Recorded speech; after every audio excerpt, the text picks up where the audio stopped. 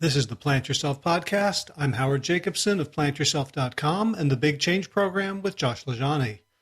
This podcast is part of my mission to help you live a breathtaking and big picture life.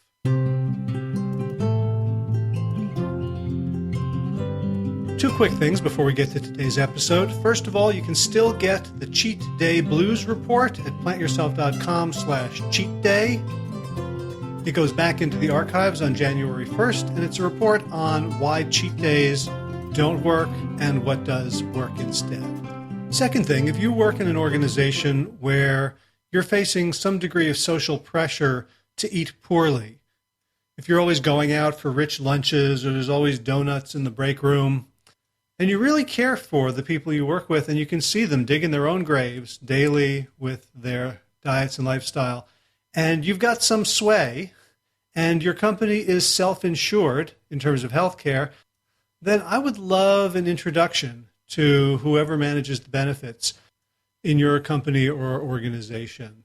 I put together a program with WellStart Health and with Josh Lajani. Josh and I provide the coaching and pedagogy, and WellStart Health provides the digital telemedicine platform, including nutritionist, dietitian, doctor visits, and a robust digital platform that you can access from computer, tablet, or smartphone. We don't do wellness. Wellness is a bar that's far too low, as you may know if you have experienced the benefits of a plant-based diet. We do disease reversal and prevention. And the reason we're looking for self-insured employers is that disease reversal and prevention is a great deal for them. Every dollar they don't spend on a prescription is a dollar that can be allocated straight to the bottom line or to other benefits. So I've got a really good team with me. We have a compelling story. And if you think that there's a chance that your organization might go for it, even for a small subset, 10, 20, 30 people, we'll run a pilot for you. And we put our money where our mouth is, and we take most of the financial risk for the success of the intervention at your organization. So you can reach out to me, hj@plantyourself.com, and we can talk all about it. And now let's get to today's show, the last podcast for 2017, and it's with my friend, the Plant-based Cyclist, Ian Cramer. We spent a lovely couple of hours together on the Skype. He interviewed me for his podcast. I interviewed him for this one. And we geeked out about our journeys and podcasting and our gratitude for the trailblazers who introduced us to this plant-based lifestyle. So Ian's a certified athletic trainer at the University of Rochester. He's a competitive cyclist. He's a podcaster. And he's a freelance health and performance coach. We met this summer at PlantStock. And after the obligatory conversation about microphones and mixers and recording equipment, we decided that it would be great to get to know each other better via the podcast medium. Another thing that we have in common is that neither of us have a very dramatic before story. We were a little chubby, but our impetus to change wasn't so much our own personal misery, but just being exposed to the truth in a way that we simply couldn't deny it. In Ian's case, it was watching Forks Over Knives, which he got as a Christmas present from his brother. In the podcast, we say 2010, but I think it didn't come out till 2011, so it was probably December of 2011. But still, early enough that I, who was writing a book with Colin Campbell at the time, hadn't even heard of the movie. So Ian and his brother are clearly early adopters here. Most of what we talked about was in our common work as health coaches, helping people to change their eating habits, change their exercise habits. And Ian's got a lot of really useful insights. I found them useful personally. I am applying some of them professionally, and I think you will derive great benefit from them as well. Plus, Ian is a fun, happy, energetic sort of dude, and I think you'll just enjoy his energy and his outlook and his compassion. So without further ado, Ian Cramer, welcome to the Plant Yourself Podcast. Thank you very much for having me, Howard. I appreciate it. So I was looking at your story, and I'm happy and also sad that you don't have one of these, tales of terrible health and turning it around with a plant-based diet. Right. But I think that's probably most of us. So I'm just really curious. You've grown up an athlete. You've always been in pretty good shape. You mentioned you put on a few pounds in college, like all of us. What first drew you to changing the way you were eating and living if the way you had been eating and living before had basically been fine?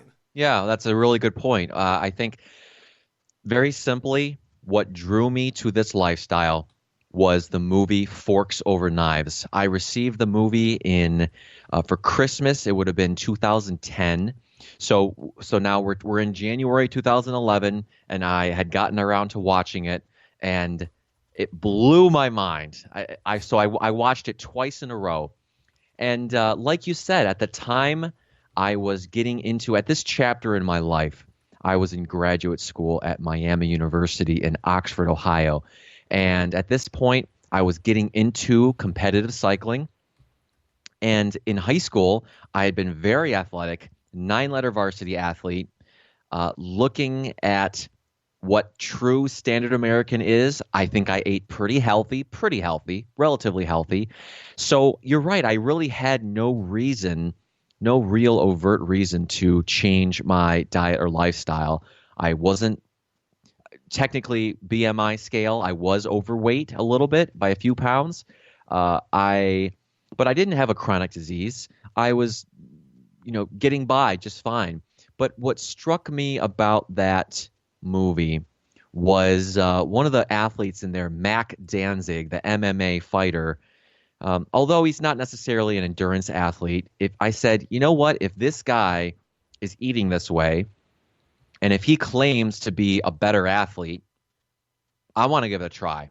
I want to evaluate what I'm eating, get rid of the stuff that this movie claims to that says get rid of the stuff because it's not healthy, and see if changing my diet, tweaking it just even more towards health will allow me to be a more competitive cyclist. So that's what I did. And in short, I mean, what were the health changes that I saw? I was recovering faster from my workouts. So I was fitting in 6 workouts a week, where my competitors who weren't minding their nutrition could only fit in 3 or 4 or 5 workouts a week. I'd also, a nice perk was I lost about 12 to 15 pounds. I say to people, I'm 15 pounds lighter now. I just turned 30 last week. At 30 than I was back in high school at age 17 as a 9-letter varsity athlete. So there's got to be something to this lifestyle and changing my diet even healthier foods that is not only allowing me to be a lighter, more healthy weight, but is also allowing me to be a more competitive athlete. So who gives forks over knives for Christmas in 2010? That is my younger brother. His name is Jesse. He lives. I'm grateful that he lives here in Rochester, and it's one of the reasons that my wife and I moved from. We lived on the southern tier of New York, and from there to Rochester was about a 2-hour drive. I'm glad that we moved up here to Rochester to be closer to him and closer to our families. But he got me the movie because he knew I was sort of into nutrition, and I'm really glad he did. Wow. I mean, I don't know that I had even heard of it much then, and I was, I was pen pals with T. Colin Campbell, and I think he might have mentioned it, and I said, well, that's a silly name for a movie. Yeah. It definitely changed my life for sure. So, what were you in grad school for at that point? Yeah, I was. I earned a master's degree in kinesiology and health, and my bachelor's degree is in athletic training. I'm a certified athletic trainer. I work for the University of Rochester, sports and spine orthopedic, where basically half of my time is spent in the clinic treating patients, ACL ruptures and reconstructions and rotator cuffs and hip pain and ankle pain and knee pain, and then the other half of my time is spent out. I'm contracted to a local high school, and I do outreach athletic training services for their student athletes. So that's a bachelor's degree. Master's degree, kinesiology and health. I knew that I wanted to get a master's degree, and more athletic trainers are getting masters these days, but I knew I didn't want to get it in specifically athletic training. I wanted to expand my boundaries a little bit.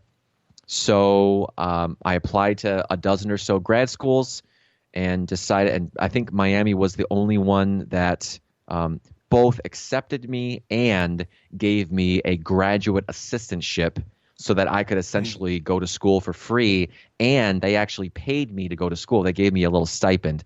But I would say, yeah, it was kinesiology and health certainly broadened my horizons. It gave me more of a breadth of knowledge versus a depth of knowledge in undergrad. And so when you encountered forks over knives, was there anything in your education that said that nutrition was important for health, for kinesiology, for joints, for anything like that, or was this like this total add-on? Yeah, I would say it definitely could be considered more or shades to the side of total add-on to what I had previously known. Now, had I taken some nutrition courses in undergrad? Yes. I can't say that I actually had a nutrition course in grad school, but to be honest, 100 and 200 level nutrition courses are they just glance the surface of nutrition science. And certainly if you were to ask me that question, and if I was a registered dietitian, I would say, of course, this movie flew in the face of what I had learned. But I would say maybe I could look at it as a blessing in disguise, that it didn't necessarily fly in the face of what I was taught. It more of flew in the face of what I had learned just being a citizen, and learning that seeing media and content and marketing of you need to drink 3 servings of milk a day, or you need to eat chicken to get the necessary amounts of protein you need. That's what it more flew in the face of. But I've always been, like we spoke about in our conversation last hour, I've always been one to march to the beat of my own drum and not care about what other people think I should be doing, and not sort of conform to what people or society wants me to conform to. So I wanted to try out this lifestyle, see if it worked, and if it did, I was going to run with it. So you said at the same time you were in grad school, you were you're becoming a competitive cyclist.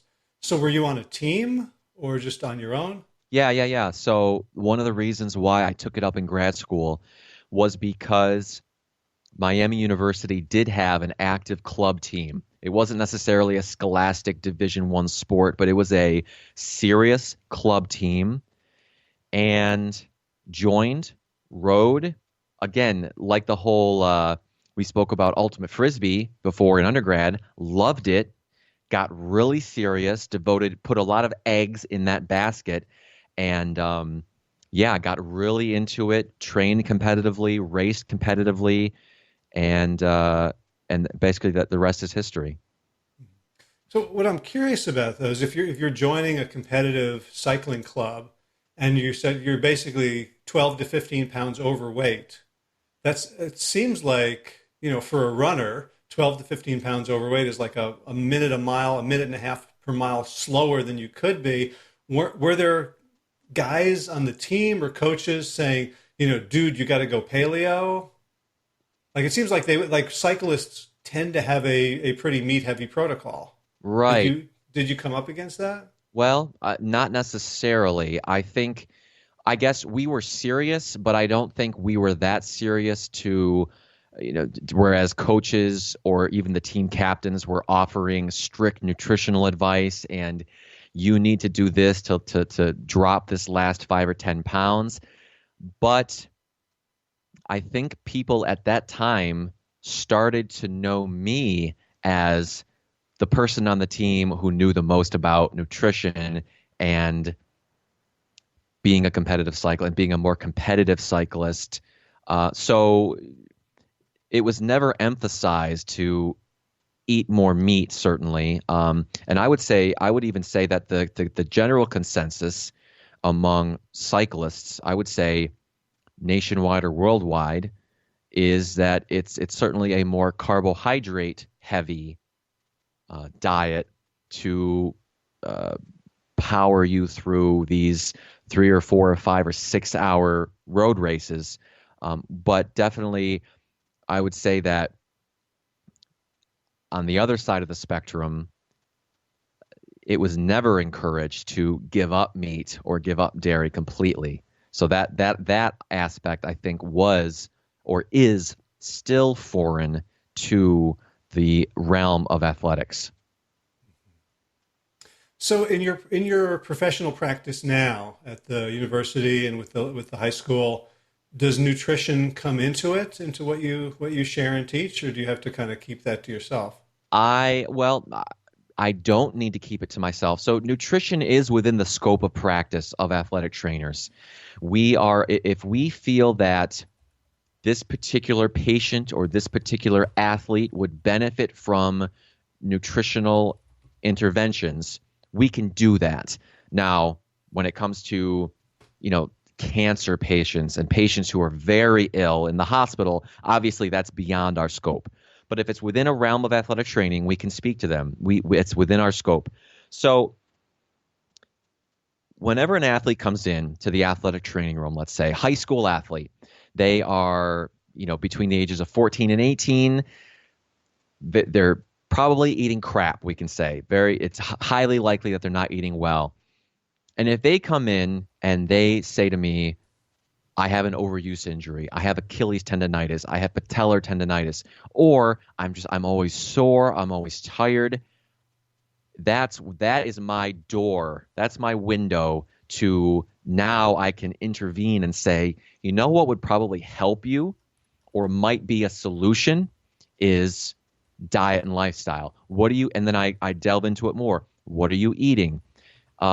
And ask them various questions. But ultimately what it boils down to is I rather than saying don't eat this, don't eat that, I emphasize eat this, eat that. Whereas I say very simply, eat more fruits and vegetables. More colorful fruits and vegetables, no matter what they are going to help you as an athlete. They're going to help you recover. They're going to help you perform better in your respective events. And really the same thing goes for my time within the clinic treating patients.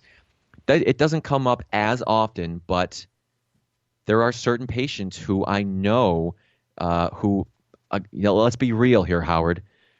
Low back pain, knee pain, hip pain. If you are 50, 75, 100 pounds overweight, it's most likely that the reason your low back hurts is because you're 100 pounds overweight.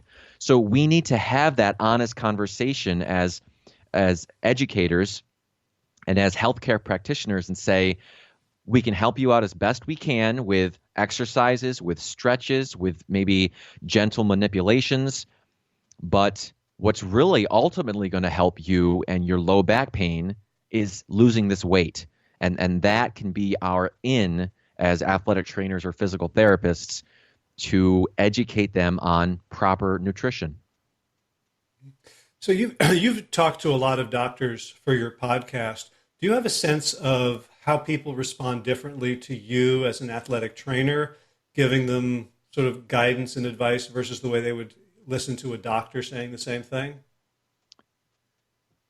Well, I think one advantage that I have over doctors is I usually have the patient in front of me for 45 minutes to an hour doing various stretches and strengthening exercises to help with rotator cuff impingement and this and that. So I have more time with them. And I think that largely these patients are very receptive to what I tell them. However,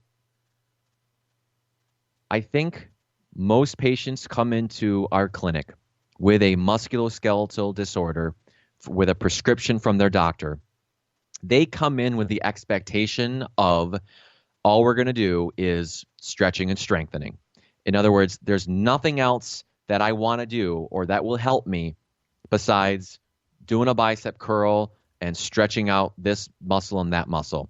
So I think to some, it's surprising that I would bring something like that up.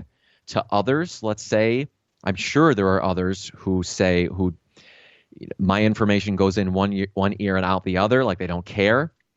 So I would say it's a mixed bag there, and you have to develop the other thing, you have to develop a relationship with these people before you jump right in and say, this nutrition will help you. Maybe give it a couple visits. If they're seeing results with the home exercise program that you've given them, after a couple visits, you can say, listen, I really think we should talk about another way that would help your low back pain, that would help your hip pain. And I think that that way of helping is we gotta help you lose weight. I'd be glad to help you. It's nutrition, and it's 80% nutrition, 20% exercise, and just that's your way in to, again, further helping them to alleviate this musculoskeletal ailment. That must sort of make a lot of people relieved or happy when you say the 80-20 breakdown, because I'm imagining a lot of people are saying to themselves, well, obviously I can't lose the weight because of my injury, and I can't fix my injury because of the weight, and it seems like I'm stuck. Yes. Well, that is one of the most common themes or mistakes that I see people making. Now, and when I say people, as not only patients, but I'm a member, I say that I'm watching from the sidelines on many Facebook groups, whether they be plant-based or paleo or ketogenic. I'm not a troll. I'm just watching from the sidelines and seeing what people are saying. And one of the most common things I see people doing wrong is they are overemphasizing exercise versus diet versus food. So the way I explain it to people, Howard, is you take weight loss as a pie chart. And this is evidence-based. This is not coming from me. This is not opinion. Evidence-based. The research and the literature shows that 80% of that pie chart of weight loss is diet, and 20% roughly is exercise. So is exercise important? Yes. But is diet more important than exercise? Yes. So if we want to lose weight, we need to mind our nutrition and put more metaphorical eggs in that basket of nutrition and food rather than exercise, because people are over exercising themselves. And just, a good example is, I think it's my episode 12 with Sarah Goodenough. She said it very succinctly. She said, I exercised like a madwoman for a year. And she was 150, 120 pounds overweight. I exercised my heart out for a year, didn't lose a pound. The next year, I didn't exercise at all, changed my diet, and I lost 120 pounds easy. So that's the power of food over exercise. Do you have research studies or something that you point people to, or you could send me to share in the show notes that kind of succinctly defend that point that it's this 80% diet? Like where does that come from?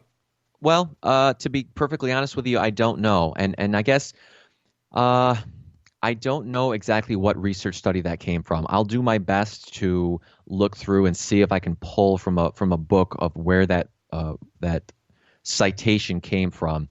Now, one thing that I am nervous, that makes me nervous, is people, when I do my presentations at libraries, they say, if they were to say, well, Ian, what about this study? Or can you name me a study that backs up what you're suggesting? And my response to that is, I am not big on memorizing authors, memorizing titles, memorizing journals.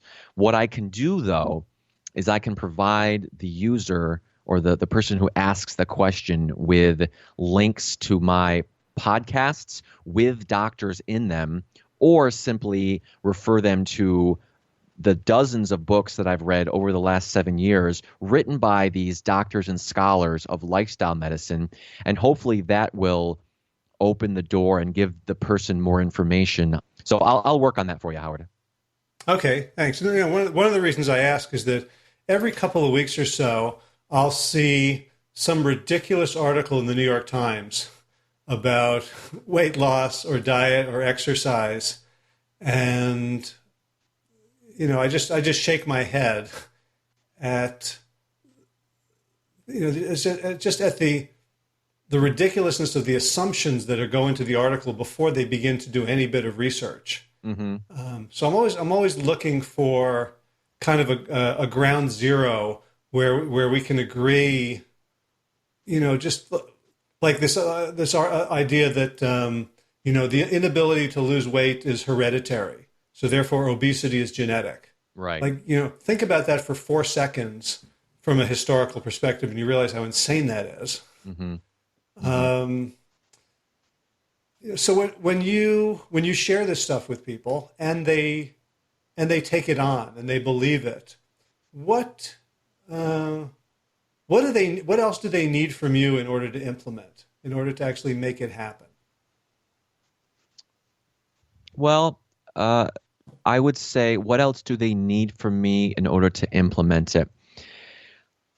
I'm continuously trying to add resources, or what I call tools, to my website and refer them to that website to help them get healthier. One of the sections I just added recently was a books section, where a listing of my favorite books that I've read having to do with chronic disease reversal, and another section of cookbooks that were actually contributed by people on my Plant-based Cyclist Facebook page. The other resource that I love turning people onto is nutritionfacts.org. And it's Dr. Michael Greger's website, and also his book of How Not to Die. I think that is my number one go-to resource, where if in a library, a public library, and I'm presenting, and someone last night, she asked a question about Crohn's disease. Now, I'm not an expert on Crohn's disease. I know that it's largely, there are certainly studies out there that say it's largely diet related, and it can be mitigated. Some of the symptoms can be mitigated with diet and lifestyle, but I don't know verbatim the answers to her question. So what I said is, go to nutritionfacts.org, type in celiac, type in Crohn's disease, and see what comes up. So the third thing that comes to mind is, I feel like people just need me to metaphorically, and this is going to sound bad, just to metaphorically push them off the diving board into the deep end and say, what's the alternative? The alternative is going back to what you were eating before, what's known in the research and the literature to be unhealthy, and keep living your life that way.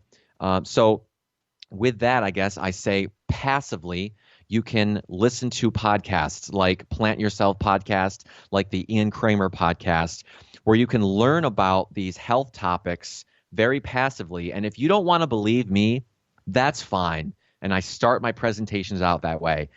What I'm here to do is I'm here to deliver the research, and for you to make up your own mind on what you want to do. Everyone has to be in the right place, in the right time in their life to change anything, including diet and lifestyle. So whether it's they hear my presentation and they change the next day, great. If they hear my presentation and they think about it for a year and then they start implementing changes, great.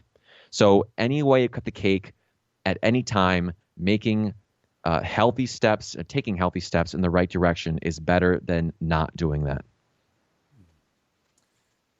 So we talked earlier about your basic take on education and advocacy, and you mentioned two things. You mentioned simplicity and sharing the big picture. So what does that look like, and why are those important? So simplicity, I feel like people make this lifestyle harder than it has to be. Is nutrition science complex? Absolutely. But is the way humans should be eating complex? Not really, if you boil it down. And that's sort of my job, is I boil things down into the bare bones What do people need to know to get healthier? So simplicity. I try to make things very binary. And in my, for example, presentations, I give an analogy of a light switch.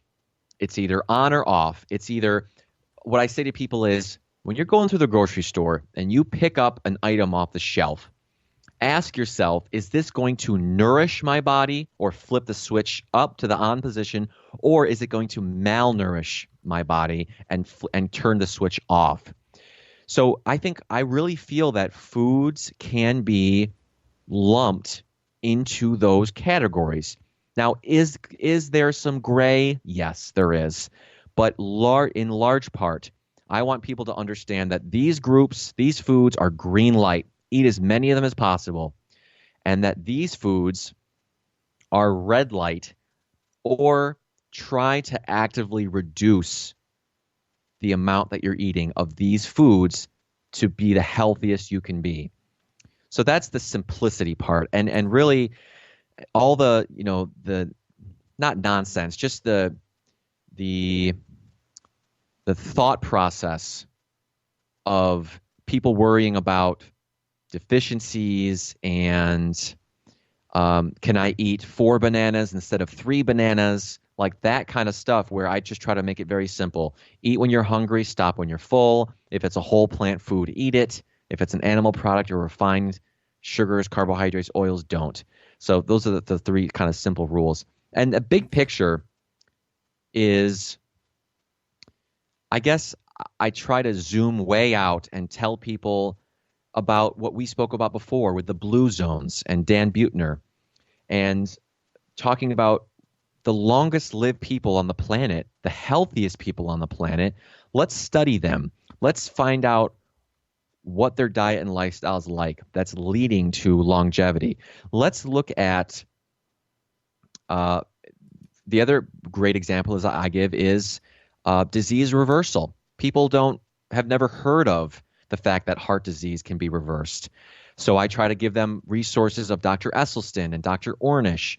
And if once they hear that late stage heart disease can be reversed, I think that's when the wheels start turning, and that's when I think people start to realize that this lifestyle should be the default of what doctors and practitioners and what they should be practicing and what they should be eating every day.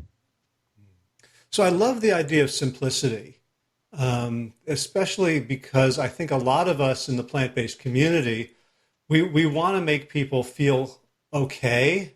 And so we reinforce the idea, well, this is a really hard thing you're doing. You've got, because when they'll screw up, right? And they'll come back to us with, well, this is really hard. We have to change, and then after anyone reads The Pleasure Trap, we spend 3 weeks depressed that we'll never overcome these urges, and that this is a really, really hard thing. And then you hear a lot of people who talk about their own journeys through food addiction, and it just seems like there's this, dragon that we're going to constantly have to slay day after day.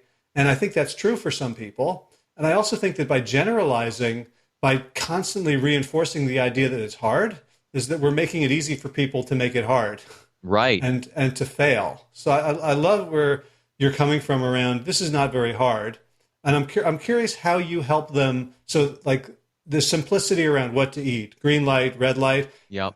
Do you offer them simplicity around the transition itself, around habit and behavior change? Well, one thing that from a point you just brought up, another thing I emphasize to people is this: you're going to make mistakes. You have to go into this with the expectation of making mistakes. So, and I feel that is another way to help people make the transition. So other tips to help people make the transition is, there's 2 ways you can do this lifestyle. Is number 1 is you can transition to it slowly. You can learn a few recipes, get used to them, and slowly wean yourself off of the foods that are discouraged in this lifestyle. Do it slowly, essentially. Get used to things as time goes on, which is fine. The other way you can do it And I feel like this really pertains to people in large part who have a chronic disease or who have been given a pretty bad diagnosis, and that essentially they already have a disease. Those are the people who I find dive in. They maybe they've already had a heart attack and their doctor says, you better change something. That's when they go cold turkey, throw out everything in their pantry, everything in their refrigerator that is discouraged, and buy everything new that's encouraged. Buy a couple cookbooks and learn and make mistakes that way. So let's just go with the gradual change. Number one is, I say, take the dishes that you love right now and try to modify them into more plant-based versions.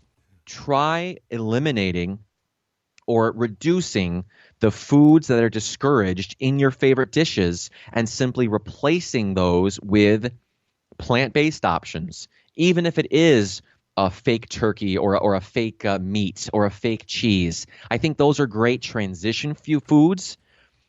And along the way, you can slowly make your way from, on a scale of 0 to 100. This is another way of me simplifying things and bringing it big picture. Is 0 to 100. 0, unhealthiest of the unhealthy standard American diet. 100, healthiest of the healthy. If people are starting down in the 5, 10, 15 range, just know that any change you're making, any of diet, lifestyle, you are slowly making your way to the other end of the scale, of the spectrum. So just know that it's a journey. You're going to make mistakes, and really the health journey never ends. And getting to 100 might be a little lofty, but you can get to 80, you can get to 85, you can get to 90, and if that prevents a heart attack, or if that prevents obesity or diabetes or any chronic disease that runs in your family, isn't that worth it? I hope I answered your question. Yeah. Do you find it's easier for people to do the slow transition or the fast thing, like assuming sufficient motivation? Which because I know there's psychological reasons to go slowly, but there's some biological reasons to just cut out the hyperpalatable stuff that's continually hijacking your taste buds. Right. I agree. I totally agree with that. And I think best case scenario is we would absolutely have people go cold turkey, because I think the other way to look at this is you see the most results in the shortest period of time going cold turkey. So I get that, and the whole pleasure trap with Alan Goldhammer and Doug Lyle, I read that, and I completely agree with that too. So I think the argument, here's what I say, is the argument can be made that going cold turkey is probably it's going to hurt at first in the first couple of weeks, but then, like you said, those hyperpalatable foods are going to be off of your plate. Your taste buds aren't going to want or crave the really salty, sugary, fatty foods anymore, and you're going to get more used to, and you're going to start enjoying the whole plant foods more and more. But I feel like that's a really tough sell, and I feel that some people who buy into this would rather go into it slowly and start to learn and incorporate more dishes into their diet that are whole foods, plant-based, while still weaning themselves off what they were eating before. So I think it definitely goes both ways. Gotcha.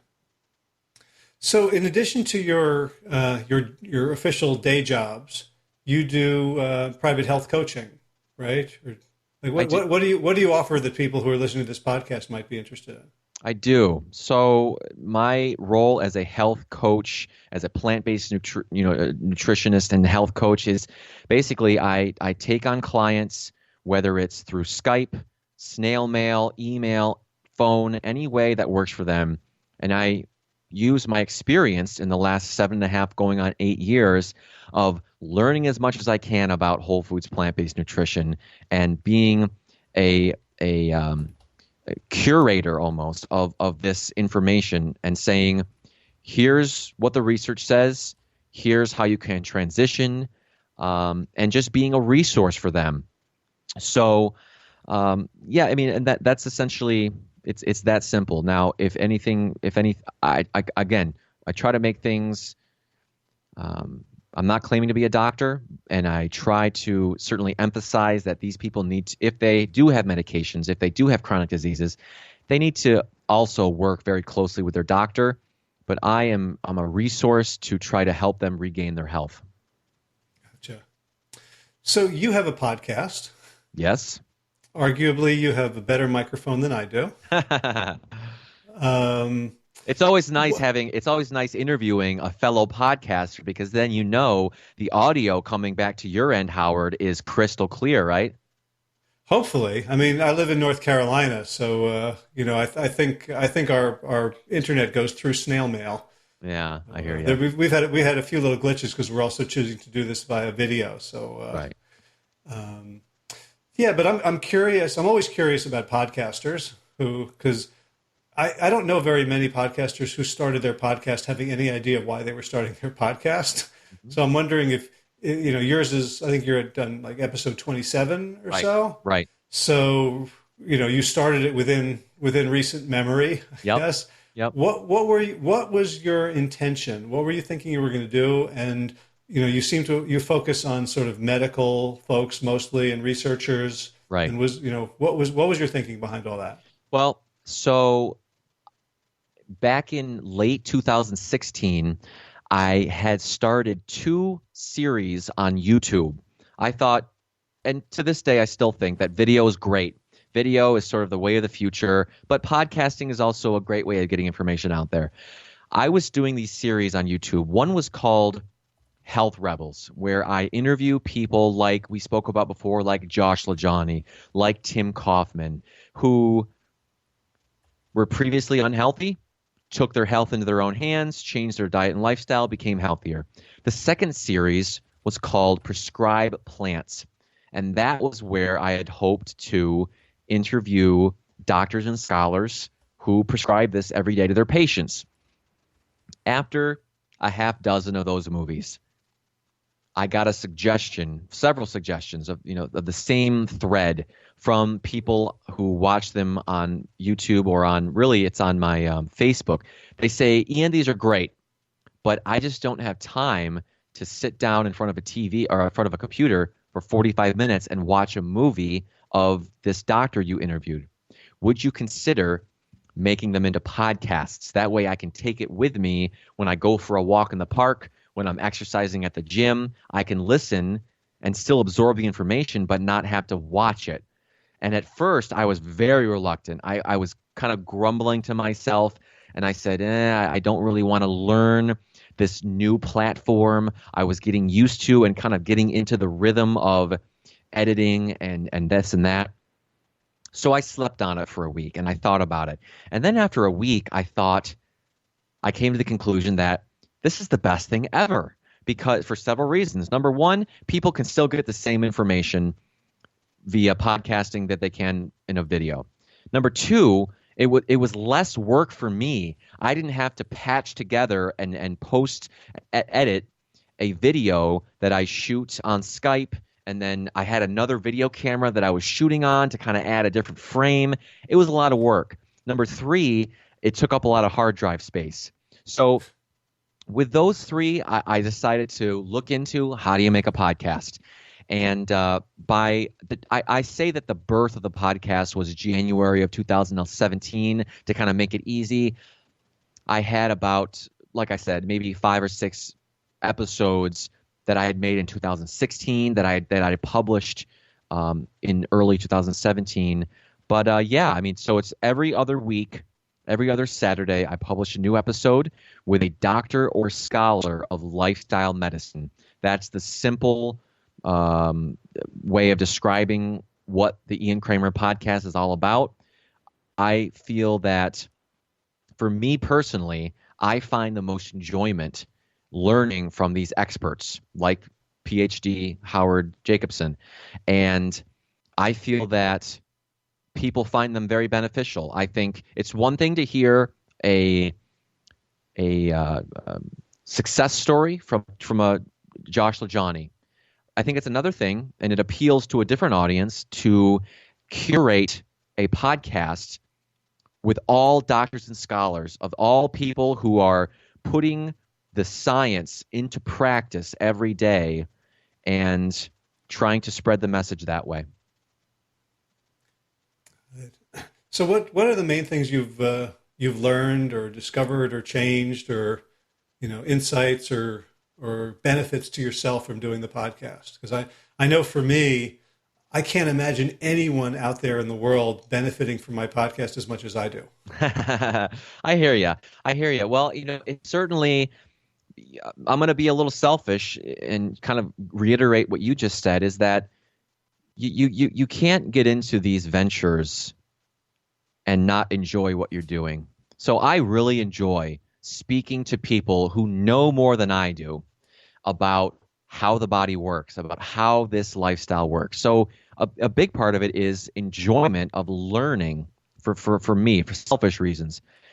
But some of the things that I've learned that I've really taken away from these episodes is not necessarily the what foods to eat and what foods not to eat, or even so much as the learning about diseases and how they are affected by foods and lifestyles.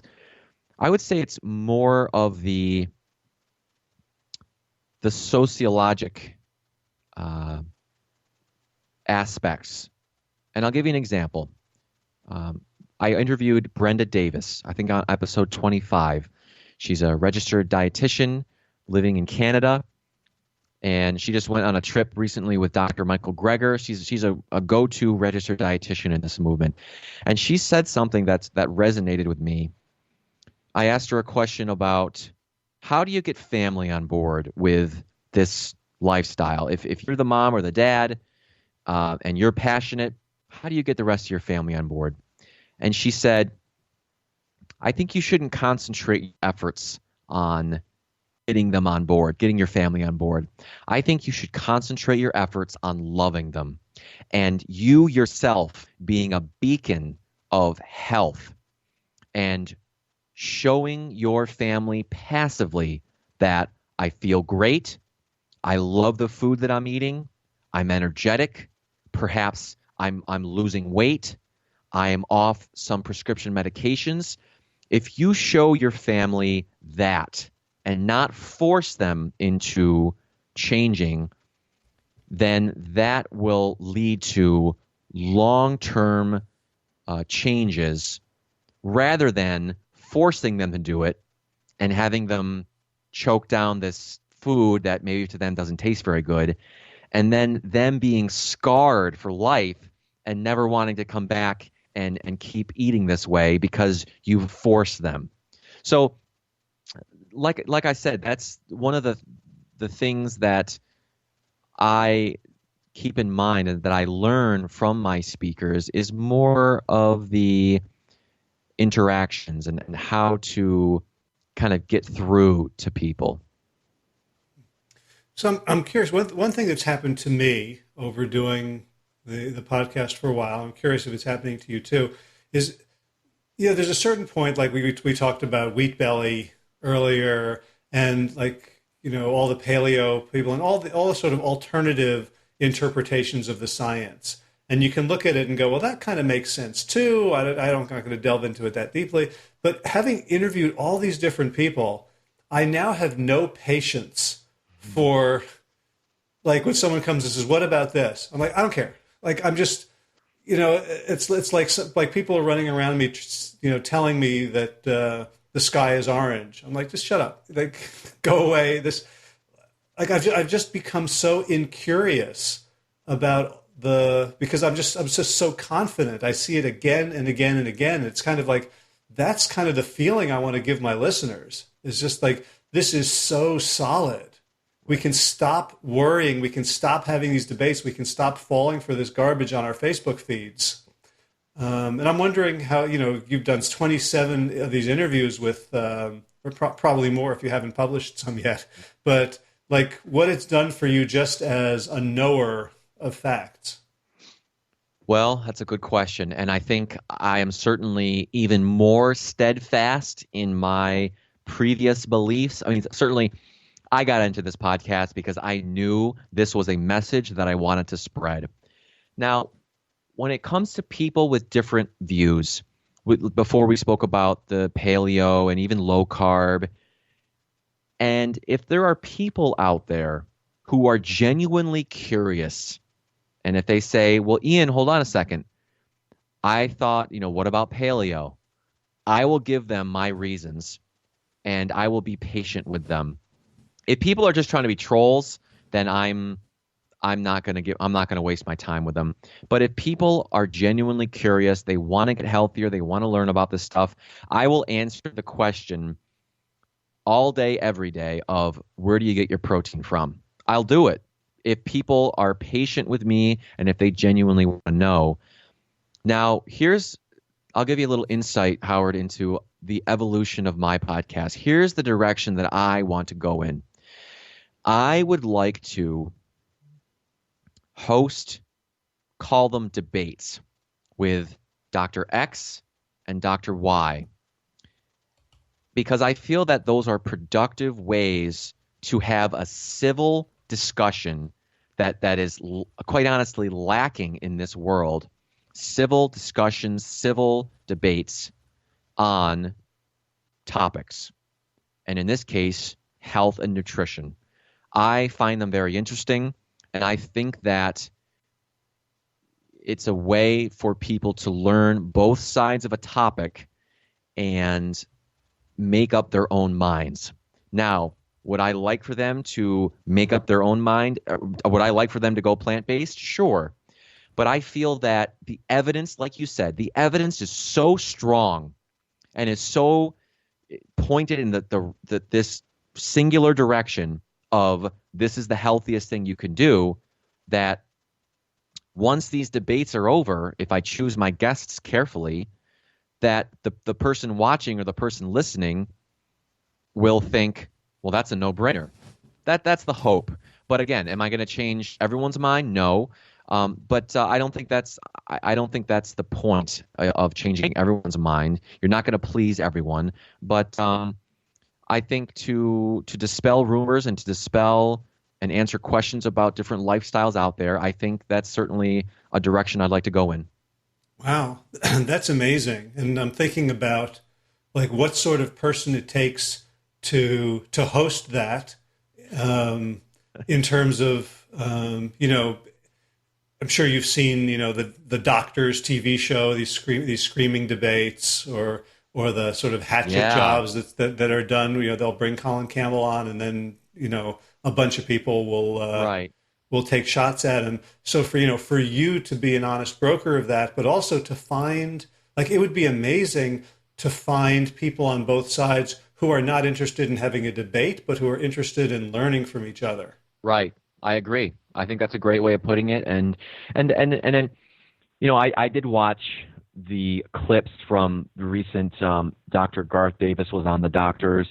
Watched, I believe you're referring to the T. Colin Campbell, where he basically got thrown under the bus, him and Dr. Esselstyn, in the Horizons BBC thing, where Right.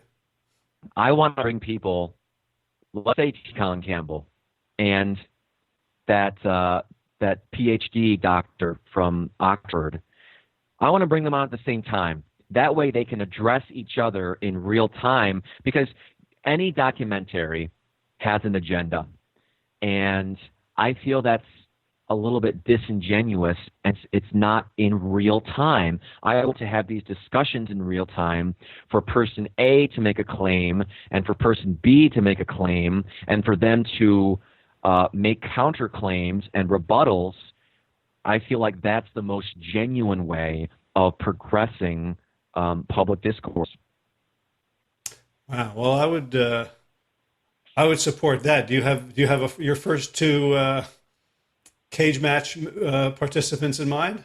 Not yet, not yet. I want to finish out the 2017 year with just monologues or just interviews with singular guests. I'm also, if I can turn people on to this via your podcast, I'll answer your question. Yes, I do have someone in mind for my first guest, and he's actually a doctor who I've had on for a series I'm doing on my Facebook page, my Plant-based Cyclist Facebook page called Ask the Doc. And they are Facebook Live sessions where I am split screen with this particular doctor and myself.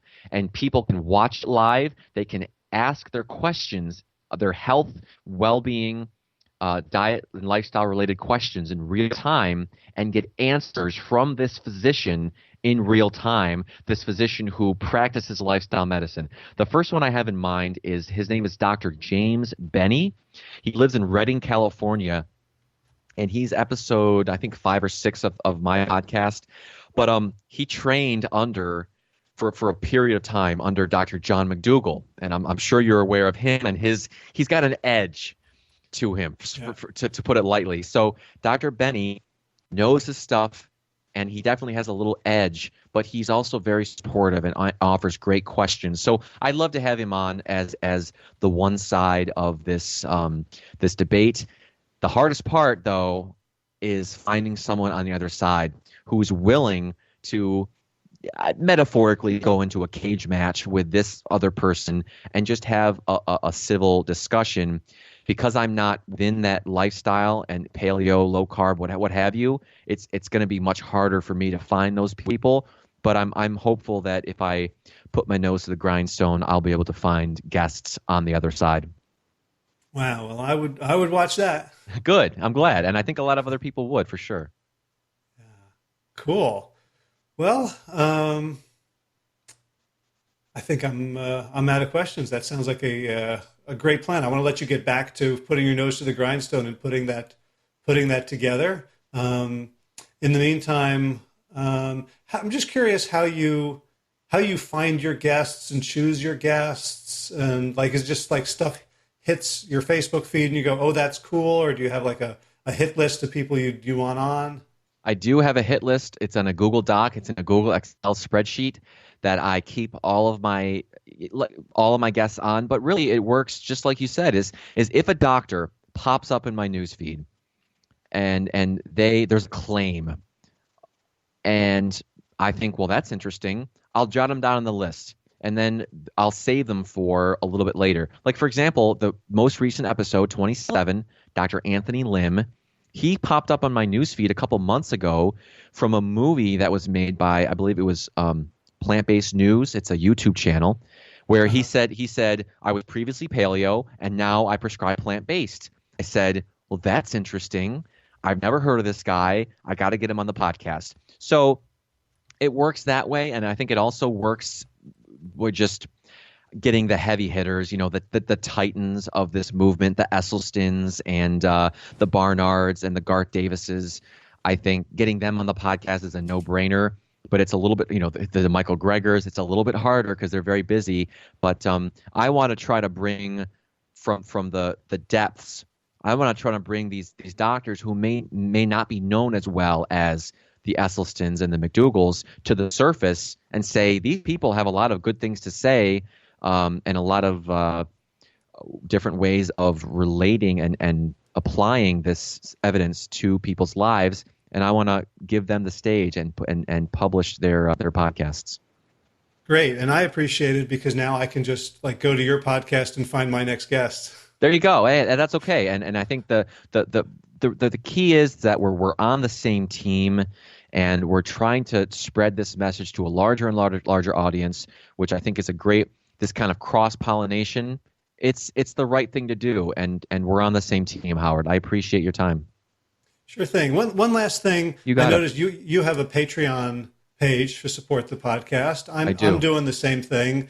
It's really hard for me to make the argument that people should contribute to it, just because, not because I don't think they should, but because just personality Yeah, I hear you. and not wanting to do that. And I'm wondering, what's your best pitch for getting people to support podcasts that they can listen to for free?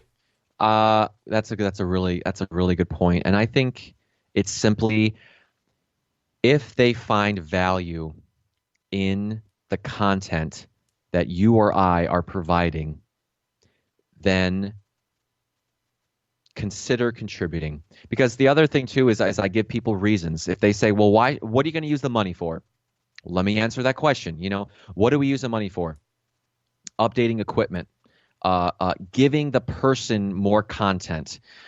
Ultimately, and I put this very black and white on my Patreon, is once we reach this Patreon goal, the patron will enable me to go part-time and use Patreon as a significant source of income to do what I love doing more often, and to provide you with more podcasts, more YouTube movies, more content.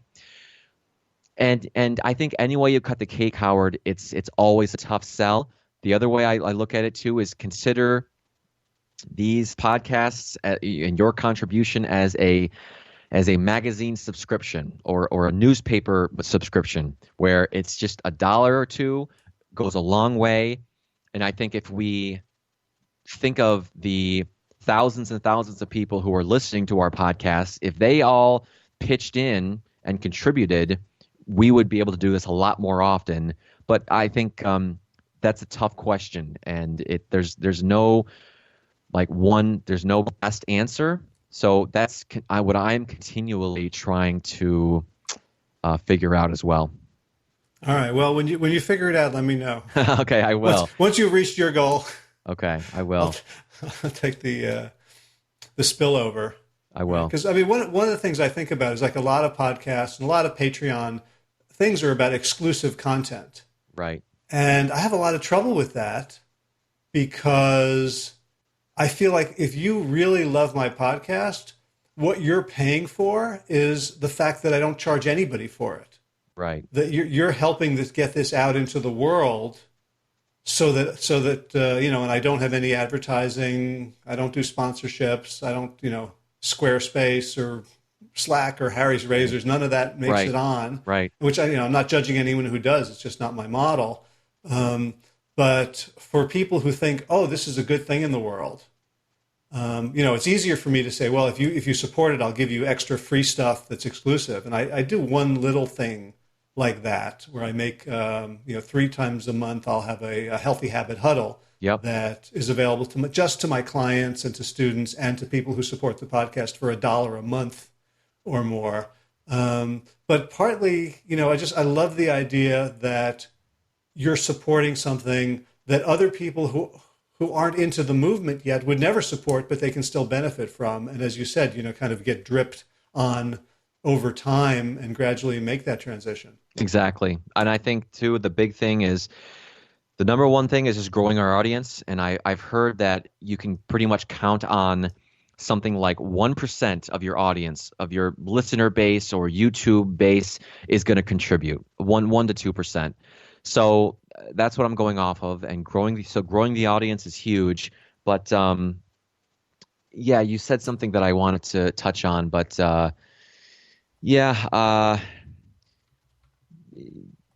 I personally, you're right. So I certainly wouldn't be opposed to putting sponsors in my podcasts if they're products that I agree with. If they're business models and products, like I'm not going to be hawking pills or prescriptions or powders because that's not what I stand for. So and plus I think another downfall of us promoting this message in general is that we say the whole medical model, there's no money in this. How do you make money in a medical model? Like James Benny said, if I give you a high blood pressure medication, I can see you back in my office every 3 months for the rest of your life.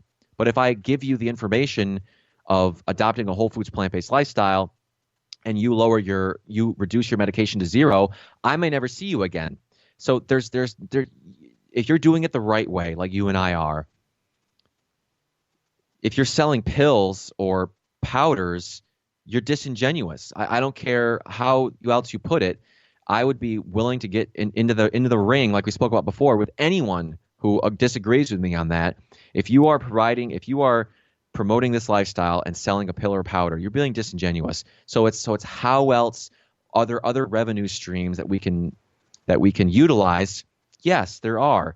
It's Patreon is one, and it's basically saying you, the listener, are donating out of the goodness of your heart. You're part of a bigger movement, a broader movement and we're not asking you to break the bank here. If you enjoy and you find value in our conversations, donate. If you don't, if it's not in the cards yet, if you haven't listened to enough yet, fine. There's no pressure. So it's a tough situation. I agree, Howard. But when you talk about, not being beholden to advertisers, like I think about that a lot when I have guests on whom I know are going to be controversial, even in the plant-based movement.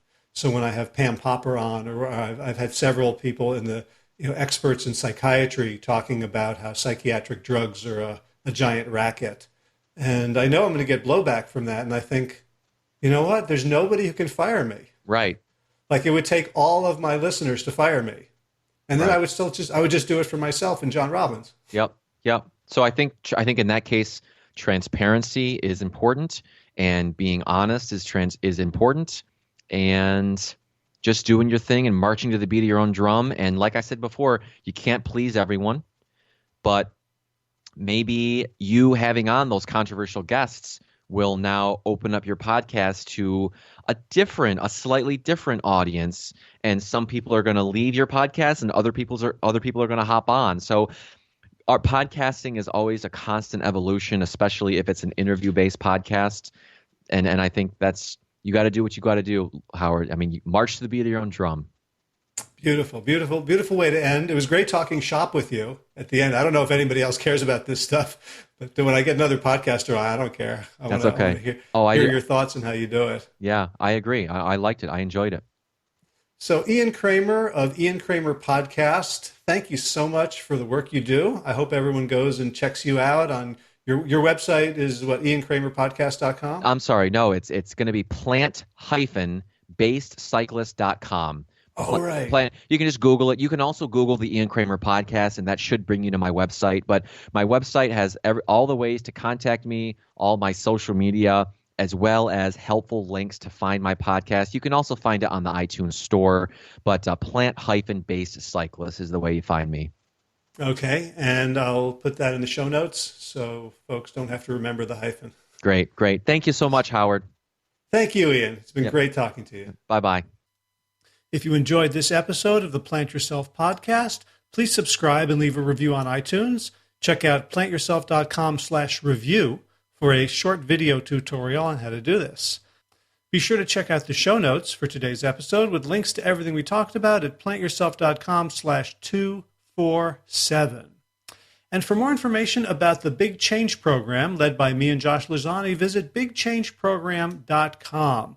If you have ever wanted to get healthy and fit, even if you've tried before and failed, hell, especially if you've tried before and failed, check it out, bigchangeprogram.com. We're reopening it for the new year. It's going to open up on January 11th, 2018, and the program itself starts on January 22nd. So we're going to have an 11-day window for people to get into it. And space is limited. Because we want to take care of every single person, not just scale it to this massive thing where you're just, one bit of digital blips and a giant online course. We get to know you. You interact with us on a weekly basis. And Josh, my partner, is now famous. He's been featured not only on the December cover of Runner's World magazine, December 2016, but again in the magazine as one of the co-founders of the Missing Chins Run Club, and then on Good Morning America, and starting next week, a certain other national TV show that I'm not allowed to talk about yet. So I'm expecting a lot of interest and signups now that this message is going national on the media in a big way. All right, so if you're new to this show, you can catch up on 246 archived episodes over at plantyourself.com. And you get the podcast, but not my newsletter, the Big Change Bulldog. You can sign up and also get the Cheat Day Blues Report at plantyourself.com/cheat day. If you'd like to support the show, you can share this and other episodes on social media and via email. You can write that iTunes review. Speaking of which, I got a new one this week called Great Podcast by Benfica Eagle from Spain. And Benfica says, Howard Jacobson almost always has great guests, mostly from the plant-based world, and is quite inquisitive and skeptical regardless of whom he is interviewing. Highly recommended if you enjoy your podcast to be evidence-based. Well, thank you so much. And, the more people who subscribe and who listen and who leave reviews, the more I can attract other great podcast guests who put a premium on their time and are looking for podcasts with a certain listenership before they'll consider making an appearance. Garden news is mostly about dead beehives and wilting kale, so not much to report there. Running news, I've either badly sprained, jammed, or broken the fourth toe of my right foot, so I haven't been doing a lot of running. I have been working out with the F3 crowd early in the morning, 5:45, Monday, Wednesday, Friday. So hopefully I'm not getting too badly out of shape, and I'm hoping to be able to do a trail run of, 15 to 20 miles this weekend, but we shall see. Thanks to Will Ridenauer, musician extraordinaire, for allowing me to use his beautiful song, Sabali Dawn, The Dance of Peace. Check out willridenauer.com for more of his beautiful Kora music. And, of course, thanks to all you Plant Yourself podcast patrons. Let's see if I can do it in a reasonable number of breaths. Kim Harrison, Linda Clellan, Anthony Disson, Brittany Porter, Dominic Mara, Barbara Whitney, Tammy Black, Amy Good, Amanda Hathaway, Mary Jean Wheeler, Ellen Kennedy, Melissa Cobb, Rachel Behrens, Christine Nielsen, Tina Sharf, Tina Ahern, Jen Volkanovsky, David Isaac, the mysterious Michelle X, Elspeth Felton, Victoria Domelanova, Leah Stoller, Alan Christensen, Colleen Peck, Michelle Andrew, Josina, Julian, Roland Stone, Dolnick, Sarah Dirkus, Ryder Circuit, Kelly Cameron, Wayne Pedersen, Leanne Peterson, Janet Selby, Claire Adams, Tom Franzik, Jeanette Bedham, Gila Lasser, David Donahue, Blair Cyber, Doran Avizo, Kara Gio, and Carolyn Argentati, Jody Friesen, Ruth Ann Funderburg, Misha Rosen, Michael Warbeck, the equally mysterious Tracy Z, Alicia Lemus, Rebecca Hughes, Val Lindemann, Rise with Cinnamon, Nick Harper, Stephanie Hallsmith, Barb Martha Bergner, Nicole Ramsey, Susan Ahmad, Molly Levine, the inscrutable Harry R., Susan Laverty, the Panda Vegan, Craig Kovac, Adam Sharp, Heron Burry, Heather Morgan, Ashley Corcoran, Kelly Machia, Deanne Norton, Bonnie Lynch of Plant Happy Oregon, Sabine Kurtzels, Nigel Davies, Marion Blum, Teresa Copel, Shell Rutledge, Julian Watkins, Breed O'Connell, Brian Sheridan, Sharon Hirschman, Kate Rose, Linda Ayad, Julie Lang, Holm Hedegaard, Isa Tuzin Wa, Connie Hainline, Aaron Greer, Alicia Davis, Aviva Lael, Heather O'Connor, Carolyn Jensen, Sherry Orlikoski of Plant Powered for Health, and Karen Smith. Aviva, you got me this time. For all of your generous support of the podcast. That's it for this week. That's it for this month. That's it for 2017. Here's looking forward to a happy and healthy and committed and compassionate year in 2018. Be well, my friends.